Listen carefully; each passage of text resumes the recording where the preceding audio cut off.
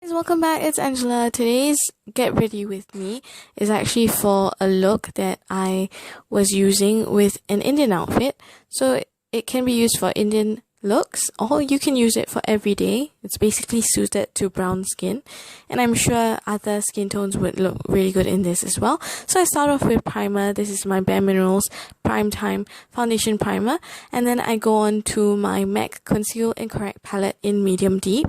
I use NW40 to actually get rid of discoloration under my eyes and around my mouth. And then after that, I go on top of it with NC40 and NC42 to conceal and to highlight as well. NW40 is a little bit darker than my skin tone, so that actually means that I cannot leave it on its own. This shade is only to correct. And so I need the other two shades, the NC40 and NC42, to actually blend the product into my skin. For this video, I'm actually not speeding up any of the processes, but I do cut out bits and pieces that are too long. So you can get an idea of how long this makeup look takes. So it's slightly more than 10 minutes, but definitely under 15 minutes. And if you're faster than me, you can definitely do this under 10 minutes. So as I mentioned before in some of my other videos, I don't actually use foundation much. And so a palette like this is actually very, very useful to me. And I use concealer mainly for my concealing and also for highlighting. So I think concealer is good enough for me so that I can let the rest of my face actually rest, because I don't find anything wrong with the rest of my face. I'm also putting the shade, the lighter shade, on my brow bone and also under my eyes and around my mouth, where I actually put on the brown shade first, and I use my fingers to blend everything in. That's because it's easier. It will just melt into my skin and give it a seamless look. And I also do my forehead and down my nose bridge. So I really like this product a lot. I also use NW43 to contour, but very, very subtly. And then I also do my jawline with that same contour shade. Yeah, I love this a lot because it's a cream product that easily blends into your skin, and you can just use your fingers, and it looks very seamless and very natural. You can of course use a sponge as well. I think a sponge would work well with this look and with this product. And once I'm done, I actually do my eyes. I'm using Colorpop's matte eyeshadow, and this is in Early Bird. It's a corally shade. I use a blending brush from Real Techniques, and I actually wash that shade all over my lid and into my crease. I actually like using blushes for actually my eyelids. I think they look really nice and they're really suited for brown skin tones. And I'm also using Essence's eyeshadow. This one is in Peach Beach. It's a shimmery peach shade. I use that under my eyes, and which means that's on my lower lash line. And once I'm done, I also put it in the middle of my eyelid. So I just pat on some product first to get a good amount, and once I'm happy with the amount, I actually blend it into the rest of my eyelid. You know, when we close our eyes, you actually realize the middle of your eye actually looks pretty shiny usually, but this time I'm using a shimmer shade to actually get that look. And I also put the shimmery shade in the tear ducts of my eyes. I use my Play 101 pencil from Etude House in shade 50, which is a brown shade, and I draw my eyebrows. This is actually because I could not find my sleek brow kit. This product actually sets really quickly, so you have to work quickly and blend it into your brows if you want to use this for your brows. But fortunately for me, I was able to blend it in even though I didn't do this really quickly. So yeah, whenever I use a brow pencil, I always make sure to use a spoolie and make sure everything is evenly distributed, or I use a brush like how I'm using it right now and blend everything in to be evenly just all over your brows. And I like the look that this pencil actually gives me.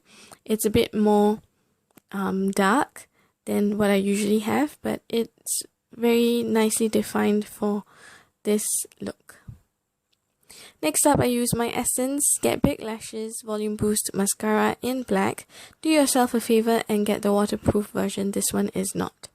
When I coat my lashes, I actually push back a little bit. You'll see. Okay, so I push back like that, and that gives the effect of a curled lash, even though you didn't curl it. So if you are not curling your lashes, then you can do that. But you can also obviously curl your lashes before you put on your mascara. And give it a few coats, and then do your lower lash line as well. And then finish up with the next eye. Once I'm done with my mascara, I actually get Peach Beach again, and I put that on the lower lash line. The reason I'm actually using this shade on my lower lash line and also for this look is because my lips are going to be raspberry lips, and I want my eye to be bright so that my lips don't look too dark and overpowering. And also I want to have a look that will wake me up, make me look like I'm awake, open up my eyes, look very youthful, and the shimmery shade actually just looks really clean, so that, you know, it doesn't take away from the red lip that I'm going to put on top of my lips. So it will complement the lip shade that I'm putting on. So yeah, once again, just go on my lash line, the lower lash line, and just spread it around and blend it into my lash line.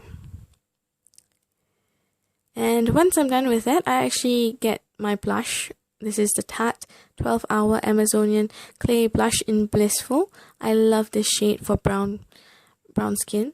If you're a deeper shade than me, this is going to look so pretty for you.